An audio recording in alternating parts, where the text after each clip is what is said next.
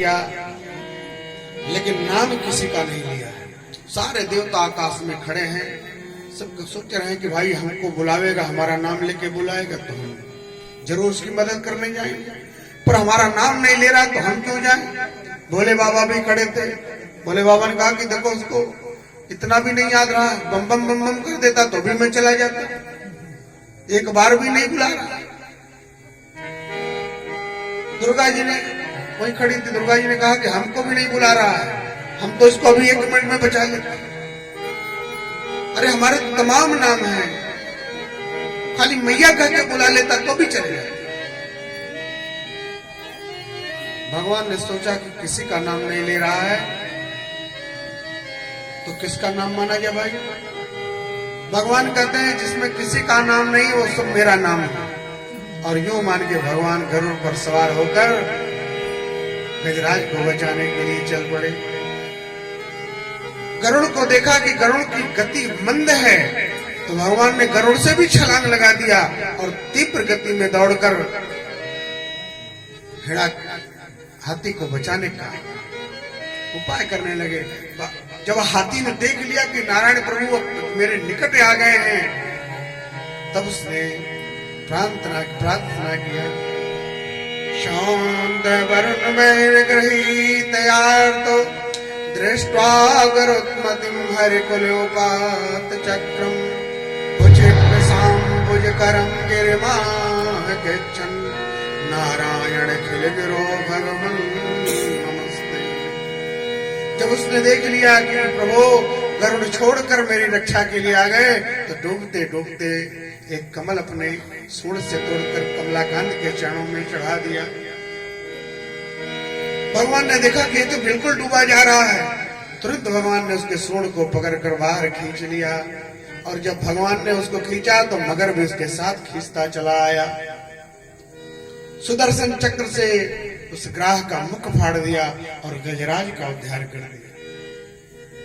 कुछ लोग शंका करते हैं कि गजराज कौन था महाराज? और फिर गजराज ने संकट में भगवान को याद किया। भगवान आए तो गजराज का हित करना चाहिए पहले, तो भगवान आए तो पहले तो ग्राह का उद्धार किया। भगवान कहना चाहते हैं कि जो मेरा भक्त है उसका तो उद्धार निश्चित और सुनिश्चित है, होना ही होना है, लेकिन जो मेरे भक्त का पैर पकड़ बैठा है मैं पहले उसका उद्धार करता हूं। मानो इसलिए भगवान ने ग्राह का उद्धार किया।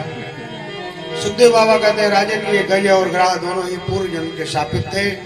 ये जो ग्राह था पूर्व जन्म में होहू नाम का गंधर्व हुआ करता था।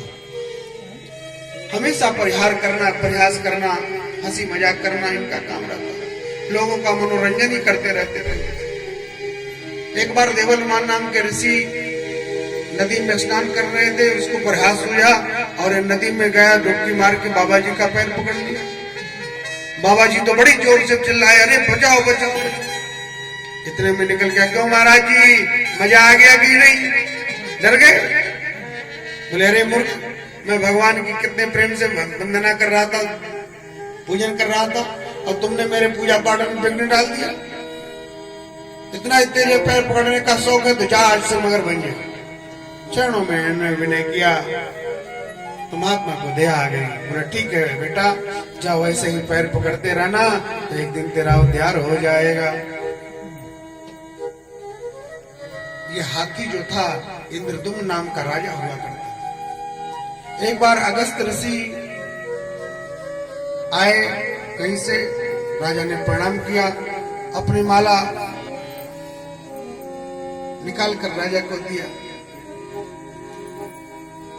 इंद्रदुम्न ने अगस्त ऋषि का सम्मान नहीं किया, उस माला का सम्मान नहीं किया।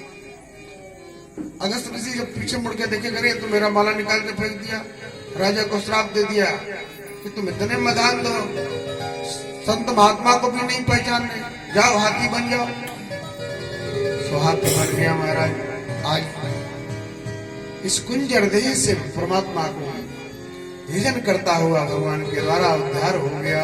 बोले भक्त वत्सल भगवान की।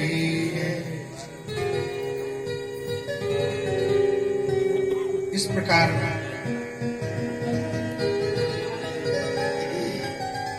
बोले वृंदावन बिहारी लाल की। एक बार देवता लोग भगवान के पास गए, क्योंकि बलि के द्वारा पराजित हो गए थे।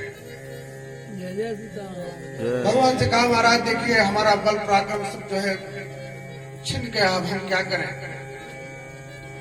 भगवान ने कहा कि देखो अब तो तुमको एक काम करना पड़ेगा, समुद्र मंथन करना पड़ेगा। समुद्र मंथन करोगे तभी ये बल पराक्रम तुमको फिर से मिलेगा। तो बोले हम कैसे करें महाराज। बोले इसके लिए तुमको दैत्यों से सहयोग लेना पड़ेगा। ठीक है महाराज। सारे देवता दैत्यों के पास आए, बोले भैया राम राम। दैत्यों ने कहा कि अरे ये देवता हमारे पास कैसे चले आए, क्या बात है भाई। बोले भैया हमने आज एक विचार किया है। बोले क्या। बोले हमने सोचा है कि देखो हम लोग रोज लड़ते पिटते हैं, रोज उसमें कोई ना कोई मरते रहते हैं। हमने आज विचार किया है कि हम लोग चलो समुद्र मंथन करेंगे, और समुद्र मंथन से जो अमृत निकलेगा उसको हम सभी आपस में सारे भाई पी लेंगे, और जब अमृत पी लेंगे तो हम लोग अमर हो जाएंगे, कोई नहीं मरेगा चाहे जितनी लड़ाई करो। दैत्यों ने कहा ये बात सही है। तब तो दैत्य देवता सब मिलकर समुद्र मंथन के लिए समुद्र पर गए। अब भाई समुद्र मंथन कैसे हो, तो मदराचल पर्वत को लाने के लिए सब गए। गणेश जी का ध्यान नहीं किया, मदराचल पर्वत उठा के चले, हाथ से छूट गया। कितने देवताओं को राक्षसों का हाथ पैर टूट गया। राक्षस तो सब किनारे खड़े हो गए, भैया हमको नहीं करना समुद्र मंथन, तुम ही अमृत पियो। भगवान प्रकट हो गए, भैया घबराओ नहीं हम ही लेके चलते हैं। भगवान ला के समुद्र तट पर मदराचल को रख दिया। भगवान ने कहा रस्सी का प्रबंध करो। सारे देवता वासुकी नाग के पास गए, बोले महाराज हम समुद्र मंथन करने जा रहे हैं, हमारा सहयोग करो। बोले भाई तो हम क्यों करने जाए, हमको कुछ मिलेगा। बोले महाराज बराबर का हिस्सा मिलेगा आपको, अगर जो भी मिले उसमें निकलेगा। तब तो ठीक है भाई। तो वासुकी नाग को लाकर मदराचल पर्वत में लपेट दिया गया। भगवान ने कहा कि देवताओं तुम लोग जो है ब्रह्मनिष्ठ हो, इसलिए तुम लोग इस सांप के मुख की तरफ लग जाओ, और दैत्यों से कह जाओ तुम लोग पीछे लग जाओ। दैत्यों ने कहा महाराज ये मंथन हो चाहे न हो, हम लोग पूछ की तरफ नहीं लगेंगे, यह छूत जगह है, इसको हम ही तुमको दिखाई पड़े, गिरे खानदान के हम ही तुमको नजर आ रहे। भगवान तो चाहते थे कि असुर लोग ऐसा ही करेंगे। भगवान ने कहा ठीक है भैया तुम ही बड़े बाप के बेटा बनो, चलो तुम ही मुंह की तरफ लग जाओ। सारे असुर मुंह की तरफ लग गए, देवता सब पूछ की तरफ लग गए। मंथन प्रारंभ हुआ। अब जो मंथन प्रारंभ हुआ तो मदराचल पर्वत जल के अंदर घुसता ही चला गया।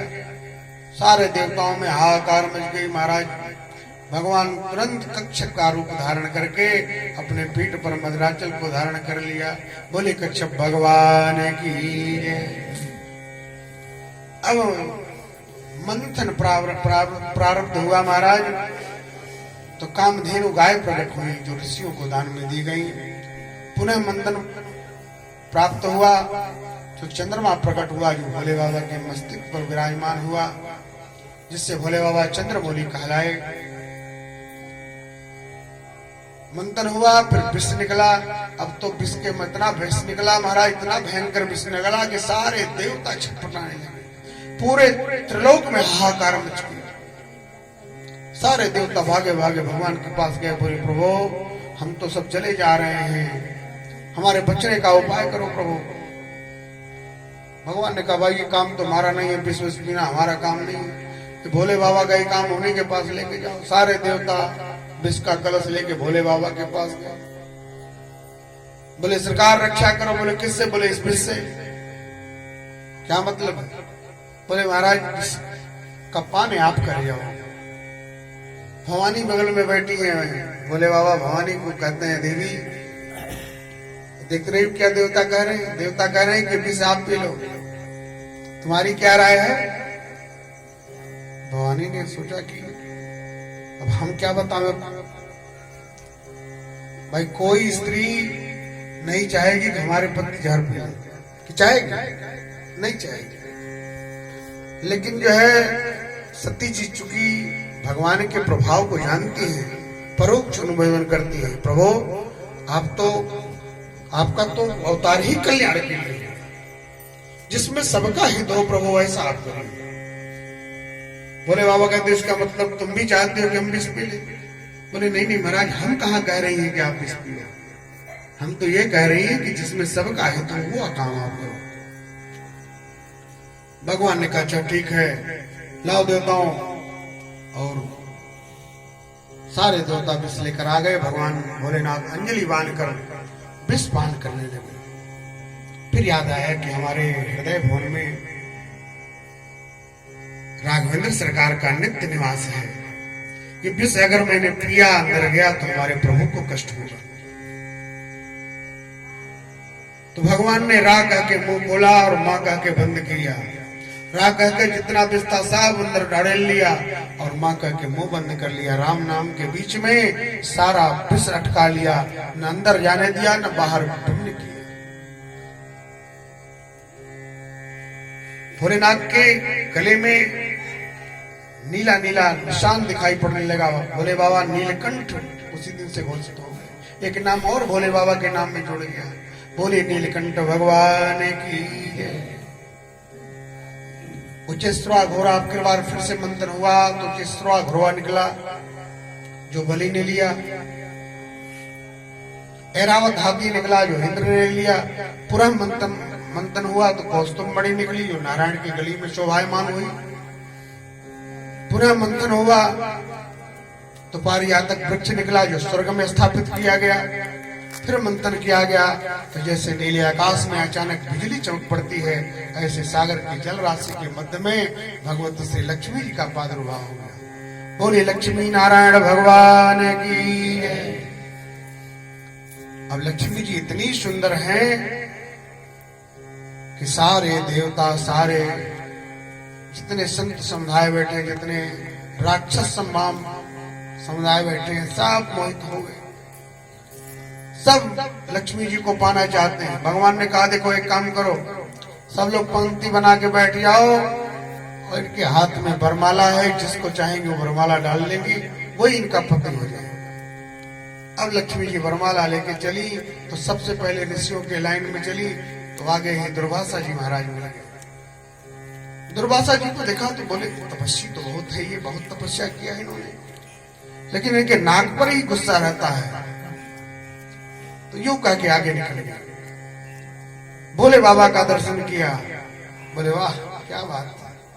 कर्पूर गौरम करुणावतारम संसार सारम भुजगेंद्रहारम। दिव्य स्वरूप है पर भेष बड़ा मंगल है। शरीर में शमशान की राख बोते हैं, गले में सर्पों की माला पहनी है, इसलिए उनके अंदर भी दोष गिनते हुई लक्ष्मी जी आगे बढ़ गई। नारायण प्रभु के पास गई तो नारायण प्रभु चुपचाप मौन बैठे। 1 घंटा हो गया, प्रभु ने नजर उठा के भगवती की तरफ देखा। भगवती ने कहा कि देखो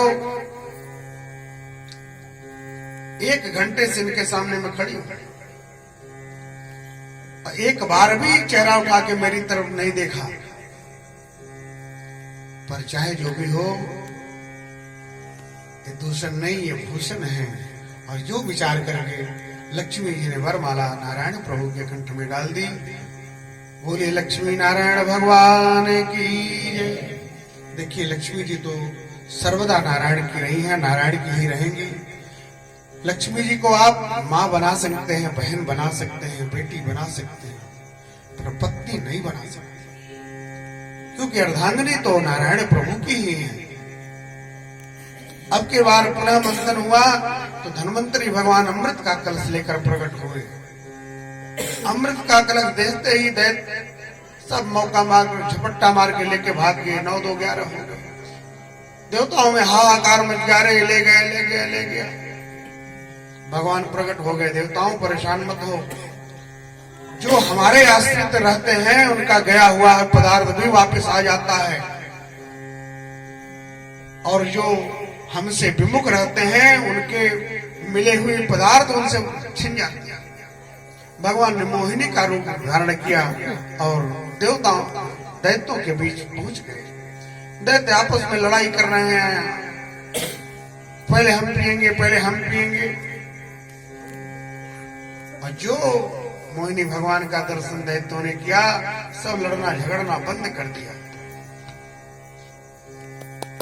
पूछ लिया, देवी जी अरे कहां से आ रहे हो? इस सुनसान जगह पर आप यहाँ क्यों विचरण कर रहे हो? क्या बात है, कहां से आ रही हो? कहीं घर से रूठ तो नहीं गई? मोहिनी भगवान ने कहा कि तुम लोग हमारी जन्मपत्री पूछने वाले कौन हो भाई? दैत्यों ने कहा, देवी जी हम कोई गिरे खानदान के नहीं है। अगर आप कुलीन हैं तो हम गिरे खानदान के नहीं, हम कश्यप जी के पुत्र हैं। बोले तो यहाँ क्या कर रहे? बोले देखो हमने मंथन किया है समुद्र का और उससे अमृत निकला है, उस अमृत को बंटवारे को लेकर हम आपस में लड़ रहे हैं, विचार नहीं कर पा रहे कि कौन पहले पिए।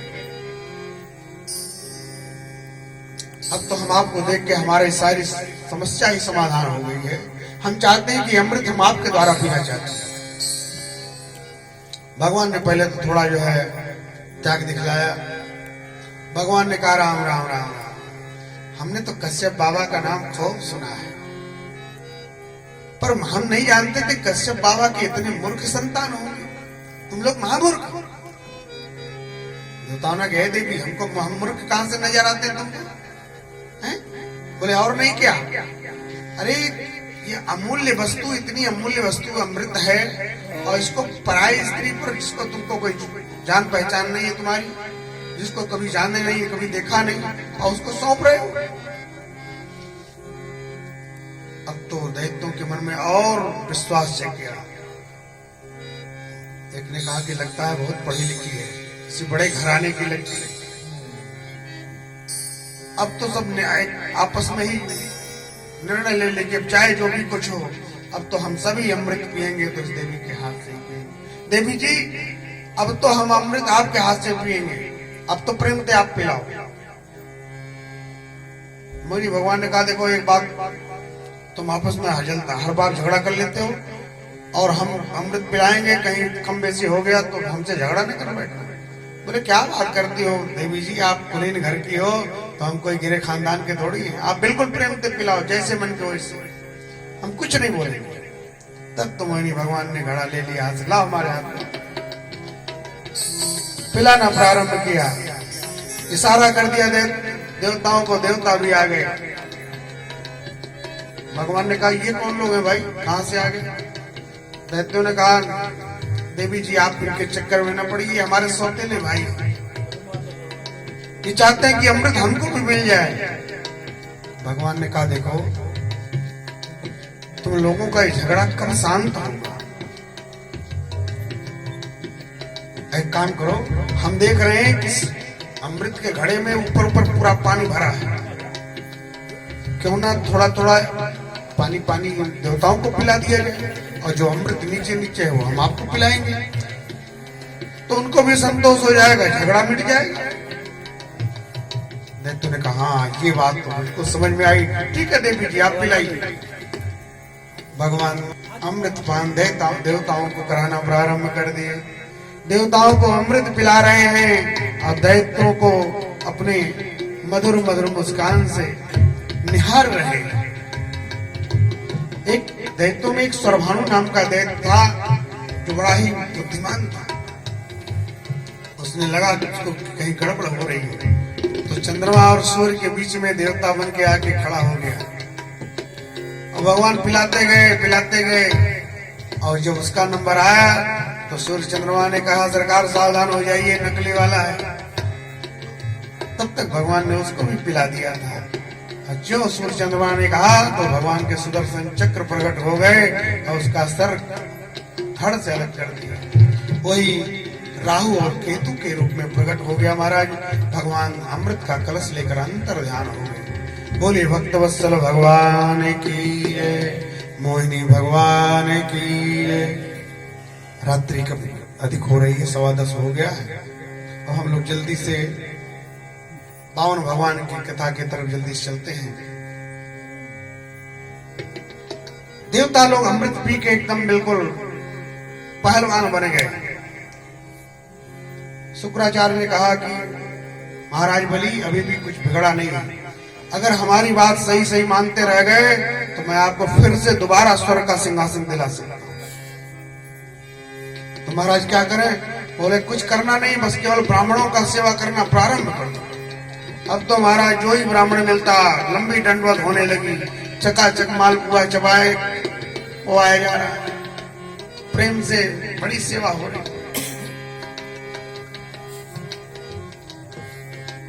परिणाम हुआ कि ब्राह्मण सब प्रसन्न हो गए और सारे ब्राह्मण एक साथ मिलकर महाराज बलि को आशीर्वाद के रूप में एक ज्योतिर्मय रथ निर्माण करके दे दिए। बोले महाराज इस रथ में आप बैठकर जिसके सामने भी जाओगे वो आपका सामना नहीं कर पाएगा। तब तो महाराज शुक्राचार्य ने कहा कि राजन अब देरी करने की आवश्यकता नहीं है, चढ़ाई कर दो स्वर्ग पर। तब तो बलि उस रथ में बैठकर स्वर्ग पर चढ़ाई किए और जब स्वर्ग में पहुंचे तो सारे देवता चकमका गए उस रथ को देखकर।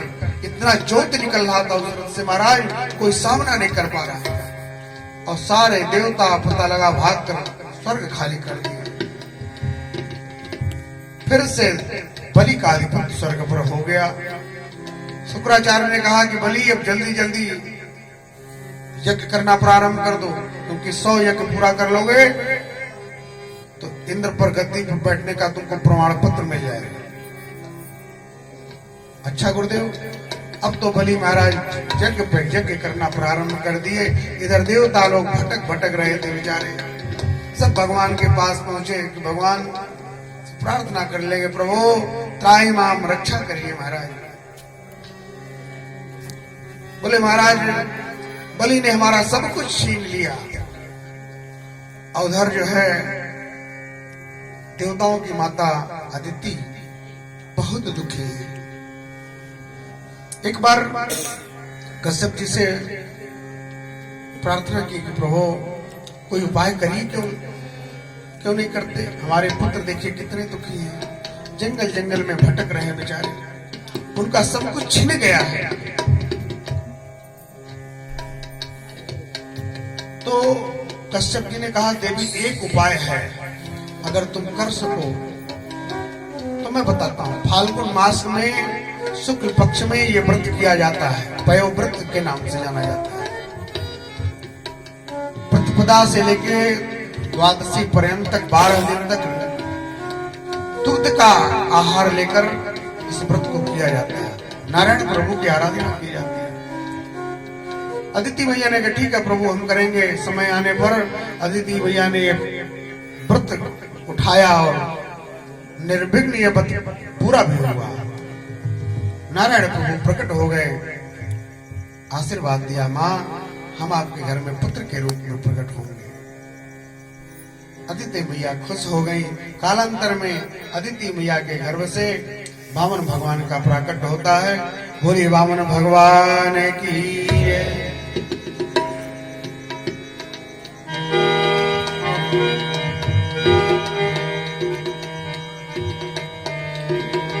वामन भगवान अदिति मैया के गर्भ से जन्म लिया। ठीक द्वादशी का तिथि है, भादो का महीना है, शुक्ल पक्ष। ठीक दिन में 12 बजे वामन भगवान का जन्म हुआ। आइए वामन भगवान अभी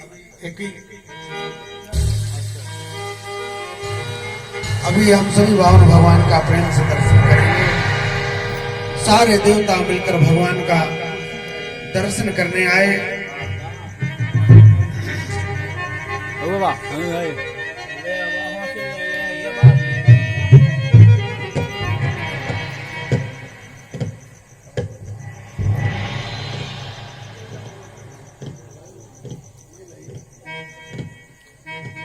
बोले वामन भगवान की जय।